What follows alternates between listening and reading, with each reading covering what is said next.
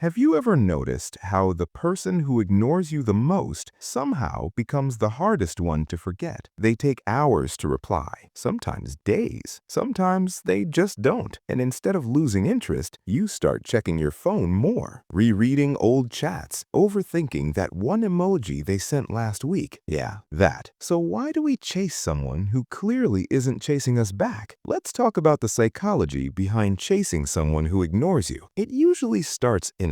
You like someone, they seem interesting, mysterious, a little distant. At first, you tell yourself they're probably busy. Then it happens again, and suddenly your brain is fully invested. Here's the first truth people don't like to hear. Ignoring creates curiosity. When someone is available all the time, your brain relaxes. When someone is unpredictable, your brain wakes up. It starts asking questions. Why haven't they replied? Did I say something wrong? Are they losing interest? Your mind hates unanswered questions, so it keeps going back to them, trying to solve the mystery. Congratulations, you're not in love, you're in a mental puzzle. Another reason this hurts so much: validation. When someone gives you attention, it feels good. When they take it away, your brain panics, because now it's not about them anymore, it's about you. You start thinking, if I can make them care, that means I'm worthy. So you try harder, you reply faster, you become more available, you lower your expectations and call it understanding. That's not romance. That's your self-worth negotiating with silence. Let's add a little humor here. Chasing someone who ignores you is like refreshing a tracking page for a package that hasn't even been shipped. You keep checking anyway. Here's where psychology really kicks in. Your brain releases dopamine not just when you get something, but when you almost get it. That maybe they like me feeling, that's addictive. So when they finally reply after ignoring you for hours, your mood instantly improves. One text, one word, one tiny breadcrumb, and suddenly your brain goes, see, it was worth waiting. That's how intermittent attention works. It trains you to chase. There's also familiarity involved. If you grew up feeling emotionally unseen,